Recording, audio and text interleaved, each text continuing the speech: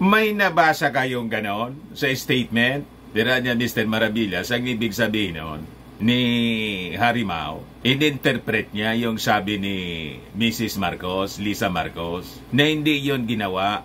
Even Lenny, hindi ginawa yon. Hindi man talaga po ginawa ang ganon. Walang ganon. Medyo, kung ikukumpara mo si Lenny at saka si Inday, tama po kayo, Harimao, mas malala.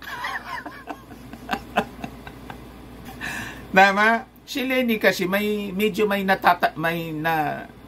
delikadesa pang kaunti. Tama pa? And in fact, si Lenny, mga kababayan, nang masense niya na hindi na siya imbitado ng administrasyon ni President Digong, o diba, inappoint siya as drug czar, pero hindi man seryoso yung appointment. Gusto lang ipahiya talaga.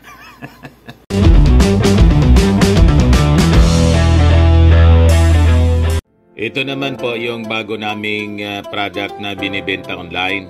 Eye Glow Serum, whitening po siya. Tingnan ninyo yung epekto sa aking anak na architect before and now. Yung mga inquiries po ninyo, dumiretso na lang kayo sa kanyang Facebook account, Riz Maravillas.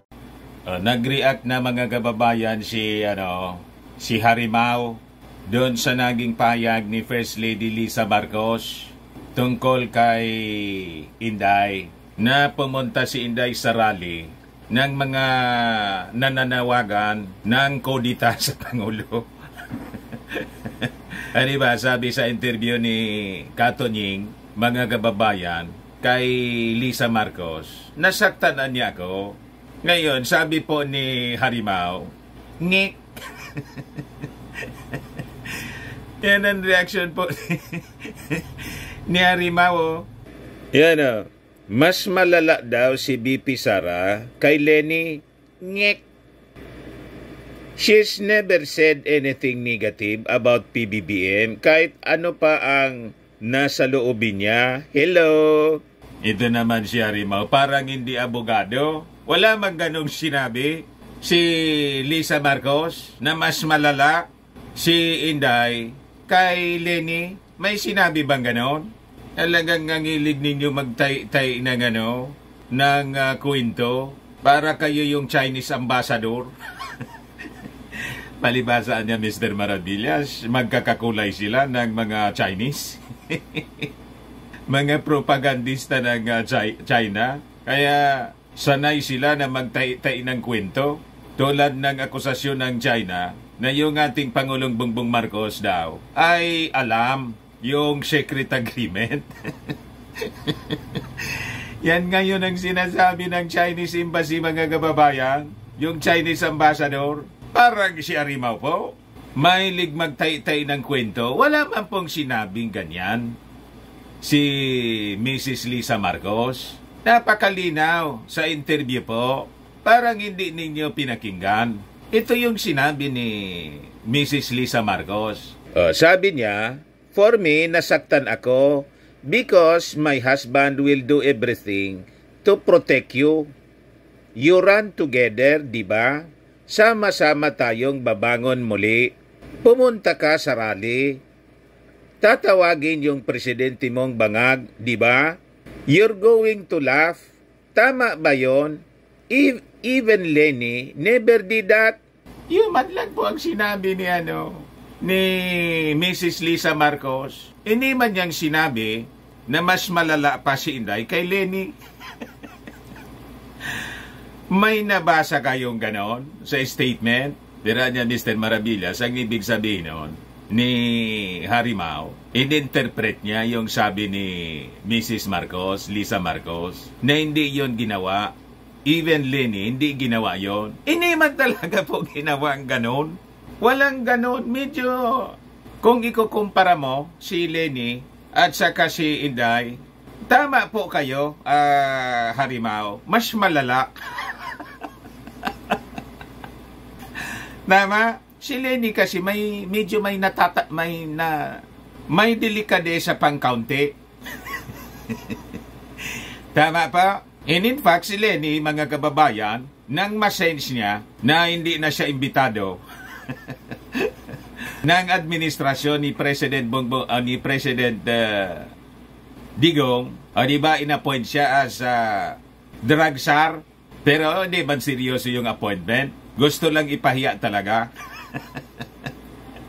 Ngayon, nag-cabinet meeting po, hindi in-invite si Leni. Natunugan mga kababayan, inunahan na ni Leni, si Digong, nag-resign na siya. Pero tama kayo po, na mas malala si Inday kaysa kay Leni kasi hindi pa mag-resign. As DepEd Secretary, despite na pumunta siya doon, mga kababayan, sa rally na gustong magkodita sa ating Pangulong Bongbong Marcos, di ba nandun ka rin?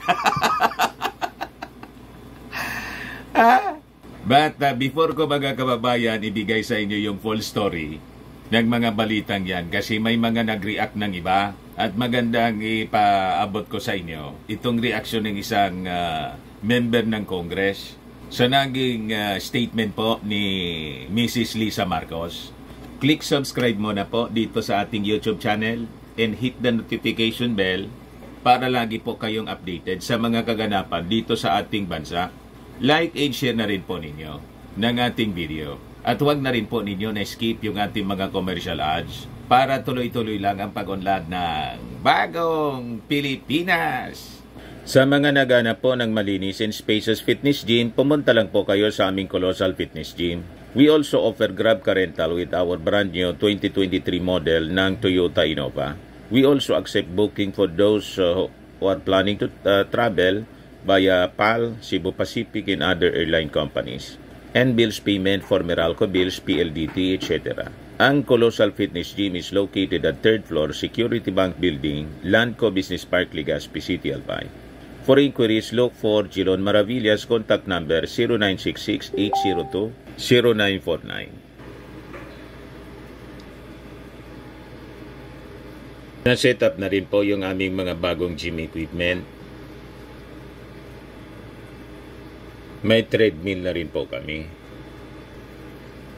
Ito naman po yung bagong product naming binibenta online. iGlow Serum galing pong South Korea. Negosyo siya ng aking anak na architect entrepreneur Riz Maravillas. Whitening po siya, tingnan niyo yung epekto sa kanya. Sa inquiries ninyo po, dumiretso na lang kayo sa kanyang messenger Riz Maravillas. Ito naman po, Firmax Firming and Lifting Cream. Mainam po ito sa mga pains at mga paninigas na mga kaso-kasuan. Pinapahid lang po siya sa mga pulses and affected area. Ito naman po, Automax Radiant Serum. Sa mukha naman yung application. Anti-aging po siya. You will look 10 years younger than your age. Sa mga cancer patients naman po, baka lang gusto niyo itong itry, Ning siya red mixed fruit drink. Hindi man po siya gamot, food supplement siya. Kaya lang gawa siya mga kababayan sa goji berry. Yung goji berry may anti-cancer properties. O ngayon, yung mga inquiries po ninyo, dumiretso na lang kayo sa aming messenger sa Facebook para masagot namin agad.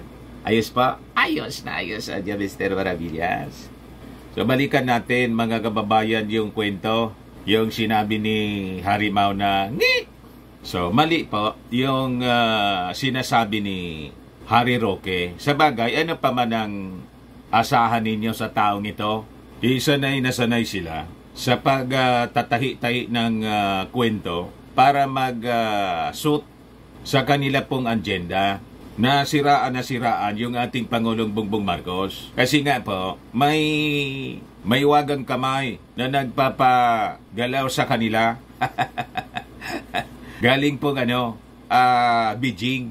At ang objective mga kababayan, iupo si Inday, si Mrs. Lisa Marcos po. Kung ano yung feeling niya, nilalabas lang niya mga kababayan. Kasi po, sa totoo lang, matindi po yung panginsulto, pangaliposta na ginawa ng mga Duterte. Never itong nangyari sa mga previous presidents po, kundi ito'y nangyari lang sa kanyang tatay at ngayon sa kanya.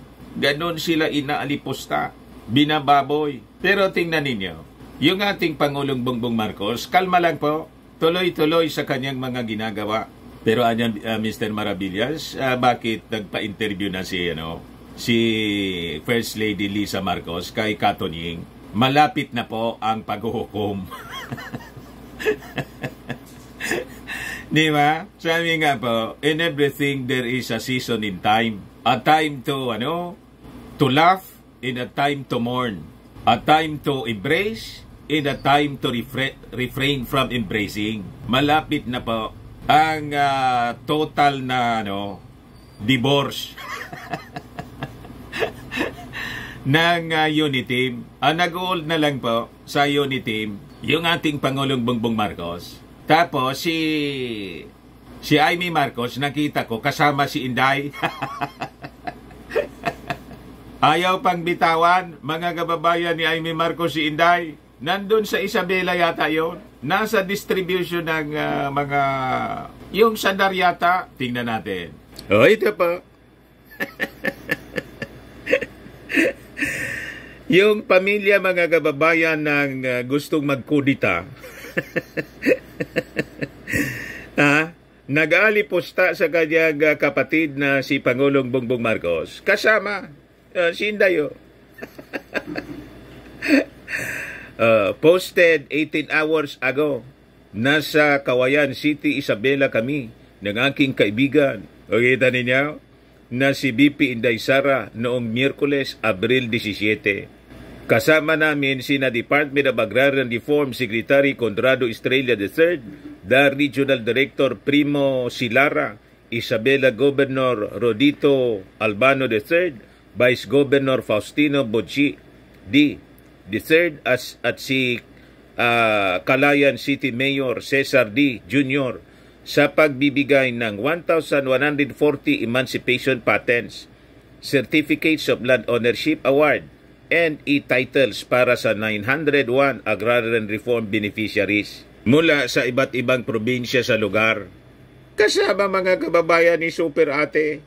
Kaya nalilito yung mga Marcos loyalists. Ano ba niya? Di ba niya, Mr. Maravillas, parang pinaringgan na ni Inday si Super Ate doon sa video niyang manggagamit? Ayun ang reading. Mga kababayan ng mga netizens. Na yung hugis mangga. Yung shape kasi ng pagmumuka, mga kababayan ni Amy Marcos, parang yung slice ng mangga na dinudot-dot ni Inday sa bagoong, mga kababayan. Tapos sabi niya, ito ang bagong pangalan nito, manggagamit. So anyway, pagmasdan na lang po natin ang galawan nila sa mga susunod na araw kung tuloy-tuloy pa rin. With that video, kung kanino yun patama ni Inday. Kasi si Inday po, mahilig magparinig tulad ng tambaluslos. Patama niya yon, mga kababayan, kay Martin Romualdez. Ngayon naman, tama. Bagoong at mangga. Tapos, sabi niya doon sa video, ang mangga daw, bagong pangalan, manggagamit. Ewan ko kung napanood na yon, mga kababayan, ni Amy Marcos. Ngayon, kung patama yon sa kanya, malamang we can expect na sa mga susunod na araw, mga kababayan, magsasubmit na ng divorce paper. Magdidiborsyo ng tuluyan, mga kababayan. Ang Uniteam, pwedeng si Inday ang mag-submit ng resignation as DepEd Secretary, o baka yung ating Pangulong Bongbong Marcos ang magdesisyon na sibakin na po si Inday. At ang ating nakikitang mga palatandaan, yung statement ni First Lady Lisa Marcos, na si Inday po has crossed the line. Despite ng pinapakitang mabuti ng kanyang asawa, nagawa pa yon ni Inday na pumunta, mga kababayan, sa rally na nananawagan ng resignation ng ating Pangulong Bongbong Marcos, at tinawag yung kanyang asawa ng tatay ni Inday na bangag, adik, and threaten pa na ikudita. Matindi po yung mga binitawan na pananalita. open threat po ang ginagawa ng pamilya Duterte sa kanyang asawa. So maintindihan natin ang damdamin ng First Lady. Normal yun sa kanya. Yan po yung sabi dito ni Mrs. Lisa Marcos. Sabi niya, for me, nasaktan ako because my husband will do everything to protect you. You run together, anya, di ba? Sama-sama tayong babangon muli. Pupunta ka sa rally, tawagin yung presidente mong bangag, di ba? You're going to laugh. Tama ba yun? Even Lenny never did that. Tapos sagot naman po ni Harimao, mas malala daw si BP Sara kay Lenny. Ngek! Wala man pong sinabing mas malala. May nabasa ka dyan na mas malala. Ikaw yung nag-interpret ng ganon. She never said anything negative about PBBM kahit ano pa ang nasa loobin niya. Hello? Ito naman siya, parang bata. The fact na pumunta siya doon, kahit wala siyang sinabi kasi di man siya umakyat doon sa stage. Nagpa-selfie-selfie siya at nakangiti. The fact na pumunta siya doon sa anti-Marcos rally, na ang tatay niya mismo, nag-akusang bangag, adik yung Pangulong Bongbong Marcos na aasawa. Ang ibig sabihin nun, approve ni Inday ang lahat ng sinasabi doon. Pumunta siya doon. Kung hindi niya approve, hindi siya sana pumunta doon. Tama pa? Malinaw. Naghihintay lang si Inday ng tamang pagkakataon. Sabi nga sa mga lumabas na report, kung nakaipon yon, grupo po ni Pacquiao, ng enough number of people, magpi-people power na sila. At by your own admission, gigil na kayo, Hari. Di ba yan ang sinabi mo? Gigil na kayo, naghihintay lang kayo ng go signal na lumusob na sa palasyo habang nasa Germany at Prague yung ating Pangulong Bongbong Marcos. Tama ba yon? Siya yung iniwan na caretaker. Parang bantay sa laka yung ginawa niya. So masisisi natin yung ating Pangulong Bongbong Marcos na nung sumunod na biyahe niya, hindi na iniwan mag-isa si Inday. May tagabantay na si Bersamin at Israelia. Tama pa, mga kababayan? So tama din yung interpretasyon po ninyo, Harimao, na mas malala pa kay Lenny. Pero hindi man yun sinabi ni Mrs. Lisa Marcos. Interpretasyon ninyo. Pero yung interpretasyon ninyo, tama. Mas malala nga po. At least si Lenny Robredo, mga kababayan, may natitira pang konting delikadesa. Inunahan na niya si Digong, nag-resign na siya agad, nagmatunugan niya na hindi na niya ako imbitado.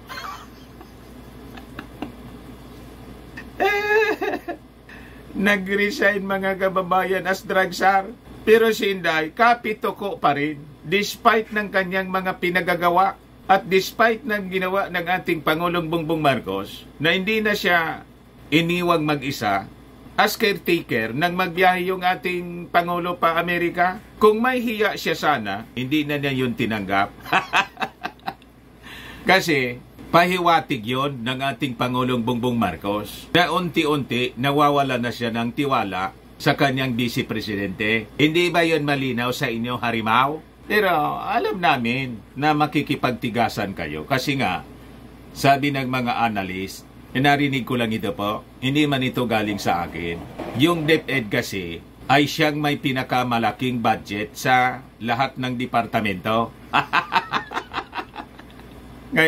Kaya kahit wala man pong masasabi nating significant accomplishment si Inday, ayaw pang umalis as DepEd Secretary. Tama pa? O ngayon, ito po yung sabi dito sa balita. San Jose del Monte Lone District Representative Florida Rida Robes has empathized with First Lady Lisa Araneta Marcos regarding the latter's bad feelings toward Vice President Sara Duterte as revealed in video clip circulating online. Yung interview po ito ni Katonying. So sabi po ni Robes, she agrees with Araneta Marcos in that the latter has always shown kindness to Vice President Duterte. Tama po, hindi man po inaano. Maganda palagi yung pinapakita po. Pero tingnan ninyo ngayon ang pag-ugali ng mga Duterte. lalo na yung tatay at mga kapatid ni Inday. Matindi po yung pag-aliposta. Binaboy ng husto, mga kababayan, yung ating Pangulong Bongbong Marcos. So hindi mo masisisi kung bakit ganon nasakta ng todo si Mrs. Lisa Marcos, yung mga binitawang pananalita po ng mga Duterte. Never siya na nangyari sa history ng politika dito sa Pilipinas. Noong panahon ng kanyang tatay, yung mga dilawan po, inaakusa lang na magnanakaw, diktador, ganon, mamamatay tao, ganon yung mga akusasyon laban kay Apo Lakay. Pero direktang itreatend na tulad ng ginawa po ni Maudig sa ating Pangulo, na pinagsabihan na kung ako pa niya yung presidente, baka nasama ka doon. Meaning doon sa Magana EGK. At yung sinabi ni Baste na matulad ka niya sa Mussolini and Romanov, that is not a veiled threat. It is an open threat to the life, mga kababayan, ng ating Pangulong Bongbong mismo. Never yan na nangyari noong panahon ng kanyang tatay. At yung tawagin mo yung Pangulo na bangag, adik, may adik tayong presidente. Never yan na nangyari, mga kababayan, noon. So, ganun nila binaboy. Pero yung ating mismong Pangulong Bongbong, ayaw silang patulan. Sabi nga, nang hingan siya, mga kababayan, ng reaksyon ng foreign media, hindi ko anya pinapatulan ang mga ganyang personal attacks. Ad hominem anya. Hindi ako pumapatol sa ganyan. So maganda, itong sinabi ng isang congressman, ay congresswoman po pala. But the Vice President crossed the line when she attended a rally that not only maligned President Marcos but also called for his ouster, sabi po ni Robes, echoing the words of the First Lady who was visibly upset in the viral video clip. So sabi po ng congresswoman, they savaged her husband, and to her credit, her reaction was not only delayed but also polite. So, belated reaction yung ginawa ng ating First Lady. Belated na po, delayed, pero polite. May breeding kasi po. Itong mga Marcos Araneta, they have breeding, good breeding. Yung mga Duterte po, askal. Askal na may rabies. Infected po ng rabies. Galing sa fentanyl. Ano nga saan mo sa mga taong ito, mga kababayan? Kaya yung nilalabas ng kanilang mga bibig, talagang ang sasama. Galing po kasi yan sa kanilang mga masasamang puso. Masama yung kanilang puso, kalooban. Yan po ang nasusulat po sa Matthew 12:34-40. Ayan, sabi dyan, the mouth speaks the things that are in the heart. Good people have good things in their hearts, and so they say good things. But evil people have evil in their hearts, so they say evil things. Malina po, galing po sa puso, masamang puso. Ang mga Duterte po, masasama ang puso. Yung mga DDS vloggers, masasama din ang puso. Kasi hawa-hawa po yan, mga kababayan. Kaya huwag kayong magtaka kung bakit yung mga DDS vloggers, ang sasama ng lumalabas sa kanilang mga bibig.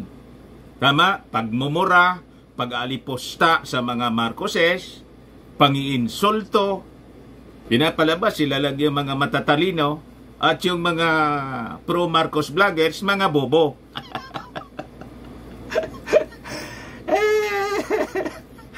Di ba? Ganon sila mag-degrade ng tao. Pero ang katotohanan, baliktad.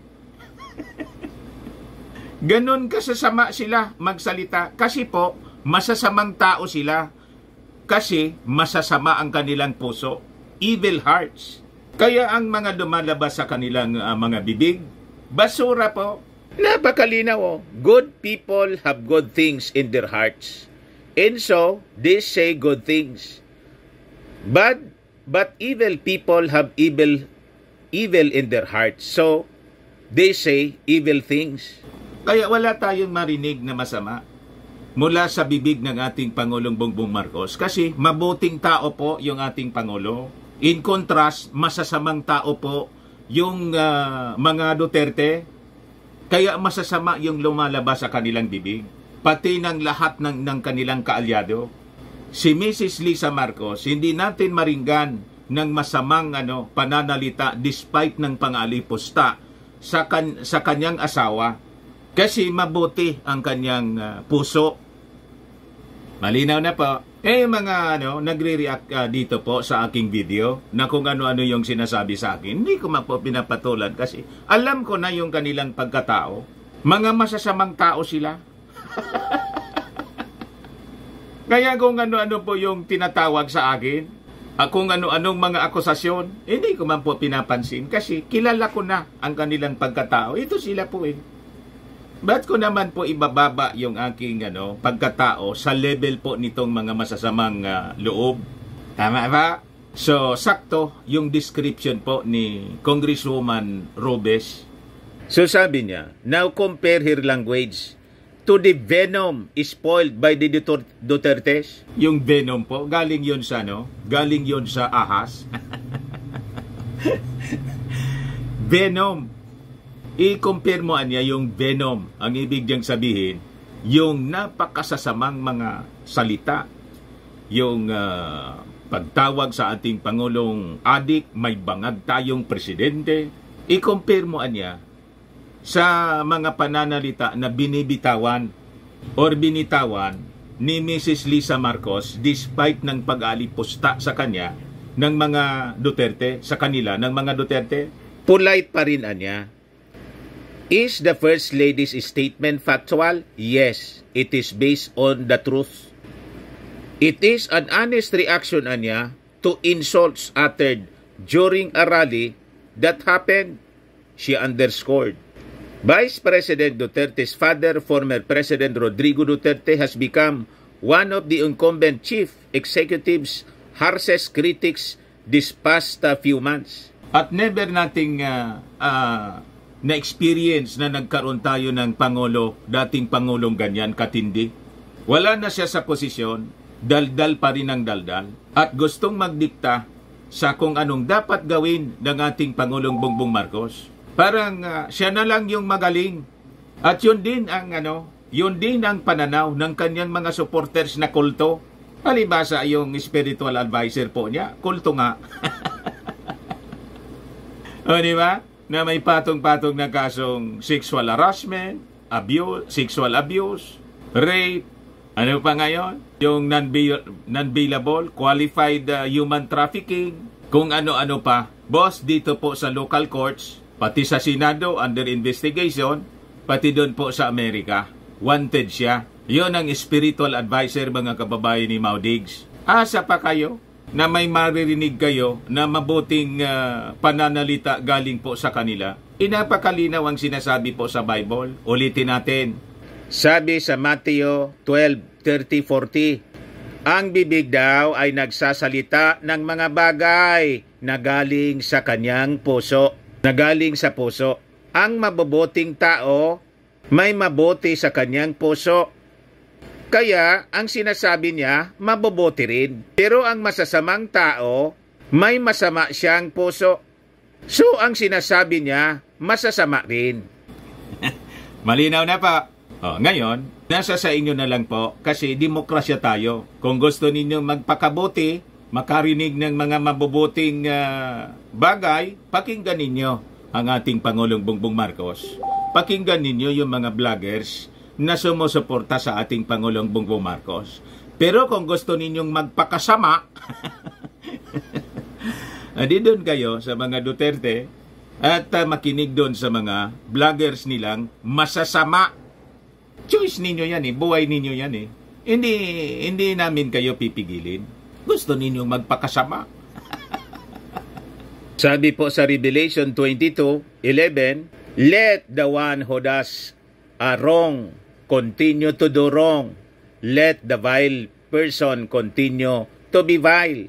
Let the one who does the right continue to do right. And let the holy person continue to be holy. Kayong mga masasama daw, diretso lang kayo kung gusto ninyong gumawa ng masasama. Yung mga mabubuting tao, gumawa ng mabuti. Kasi po, may paglalagyan po kasi ang bawat isa sa atin. Yung gumagawa ng mabuti, may reward din sila. Yung mga gumagawa ng masama, may paglalagyan sila. Tingnan ninyo yung kinakaharap ngayon nitong mga kasama po ni Mau Diggs. Si Pacquiao po, siya mismo, nahaharap sa ICC investigation.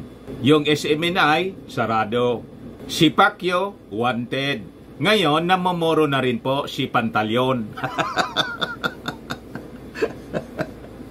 Sa susunod, hahabulin na rin po si Pantaleon at baka ma-expel po as member ng Congress. Iimbestigahan siya ng Ethics Committee, mga kababayan. At yung DOJ, iimbestigahan siya for inciting to sedition, rebellion. Dahil sa kanilang mga pinagagawa. Ganon lang po. At huwag ninyo sisihin yung ating Pangulong Bongbong Marcos kasi yung kinasadlakan ninyo mga problema, kayo lang naman po ang may gawa niyan. Gumawa kayo ng masama, ayan ang consequence ng paggawa ng masama. Diyan nyo, Mr. Maravillas, yung sinasabi ng Chinese Embassy, binabaliktad po, parang si Harry Roque po. They're putting words into the mouth of the President, mga kababayan. Sinasabi ng Chinese Embassy, alam daw ng ating Pangulong Bongbong Marcos, yung pinasok na secret agreement with the previous administration.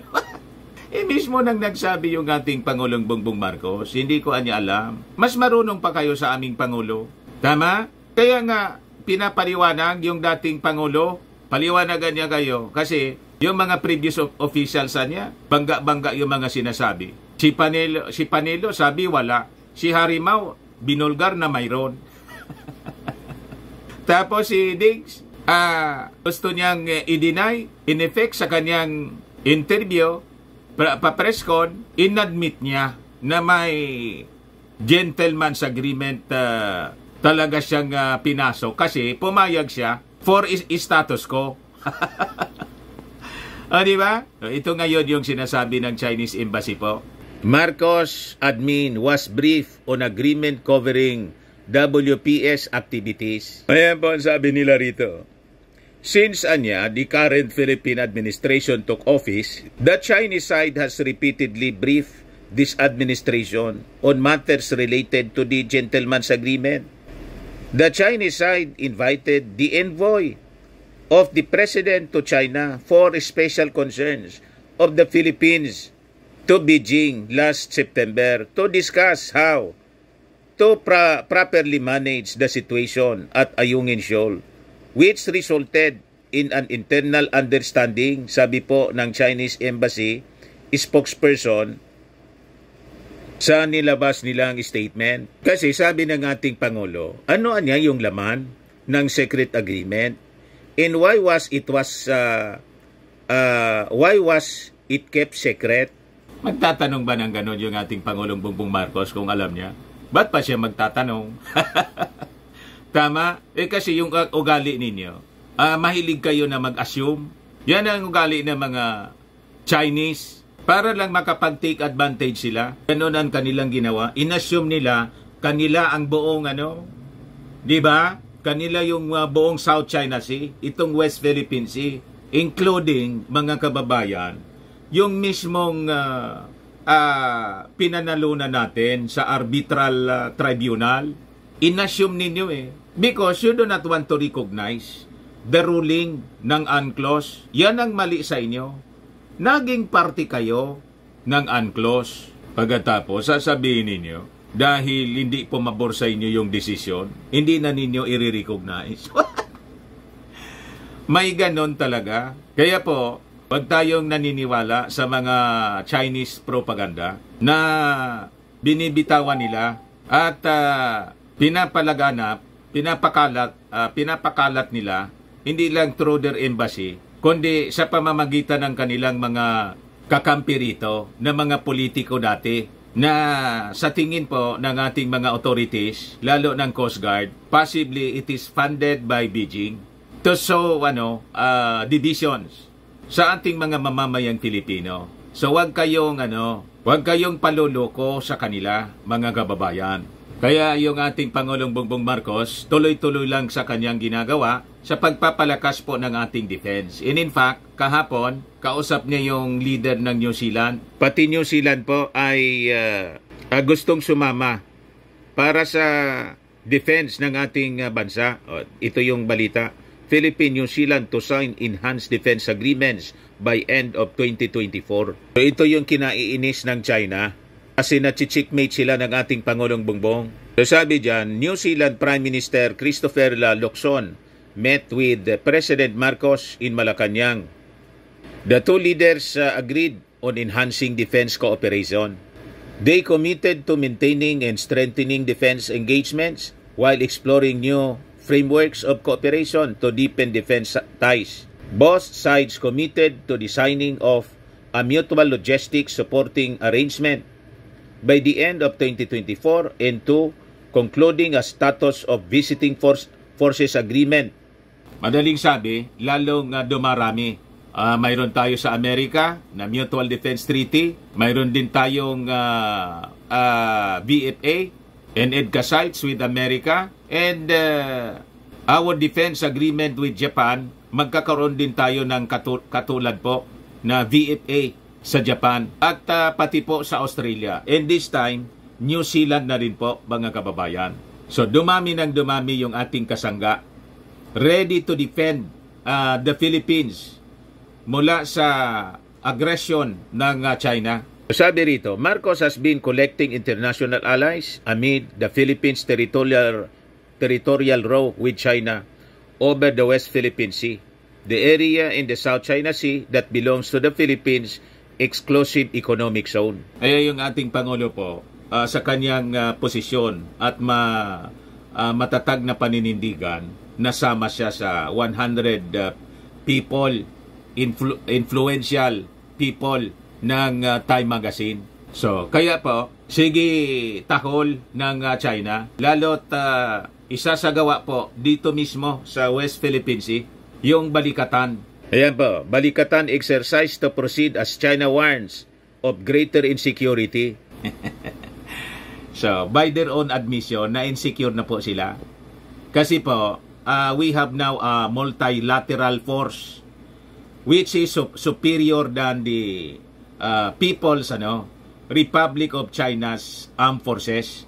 Mas powerful siya po. Yung Amerika nga lang, mas powerful na sa China. Idagdag mo pa yung Japan, idagdag mo yung South Korea, idagdag mo yung Australia, New Zealand, European Union, India. Wala po. Walang choice, mga kababayan, ngayon ang China, kundi ito umatras sila. Kaya ang strategy ng China ngayon, nanggagatong sila ng gulo, political instability, gamit yung mga pro-China politicians po dito. At gustong ikodita yung ating Pangulong Bongbong Marcos para iupo si Inday na friendly po sa kanila. Yan po ang script ng China. The annual balikatan exercise between the armed forces of the Philippines and United States Armed Forces will proceed as scheduled next week, even as China warned that it will only lead to greater insecurity for the Philippines. Mali po, hindi po insecurity. We are secured now. More than ever. Kayo yung insecure.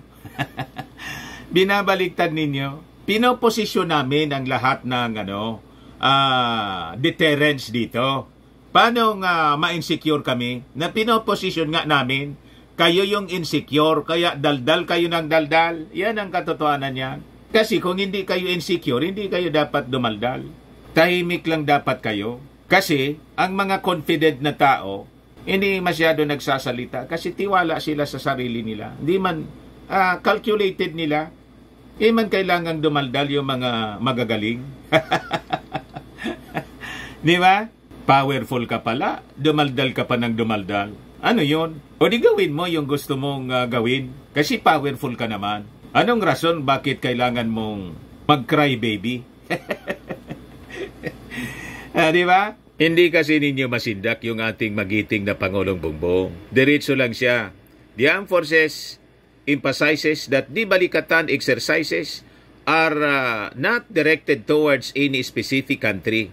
Sabi po ni Colonel Francel Margaret Padilla. In response sa naging sabi ni Chinese Foreign Ministry spokesperson Lin Jian, urging Manila to reconsider rallying external forces to flex military muscles and provoke conflicts in the South China Sea. Kayo yung aggressor. Kami naganda lang kasi may karapatan kami to defend. Tama? Kaya nga ang mga pinasok naming agreement, defense and security agreement. Malinaw po, to defend. Kayo yung aggressor and we have to defend from an aggressor. Kayo yung pumapasok dito sa amin. Napakalayo ninyo. Ang distansya ninyo sa amin, 1,200 kilometers. Yung gusto ninyong kamkamin, 200 kilometers galing sa aming mainland. Malinaw na exclusive sa amin. Inaward at may papel kaming hawak. Kaya sabi po ni Padilla, this long-standing initiative niya, spanning several years, is aimed at enhancing cooperation, fostering training opportunities, and strengthening regional stability. Ayos pa. Ayos na Mr. Maravillas. So, mabuhay po ang bagong Pilipinas. Mabuhay yung ating Pangulong BBM. BBM. Kasi, BBM lang po ang sakalam. Ang totoong maisog po, hindi nagpapasindak kay Xi Jinping sa isang bansa na superpower. Yan ang totoong maisog. Pero yung mga nag-iisog-isogan lang po, ang tawag dito sa amin yan, matalaw. Hindi maisog, matalaw. Isang salita lang po ni Xi Jinping, bumahag, paano naging maisog?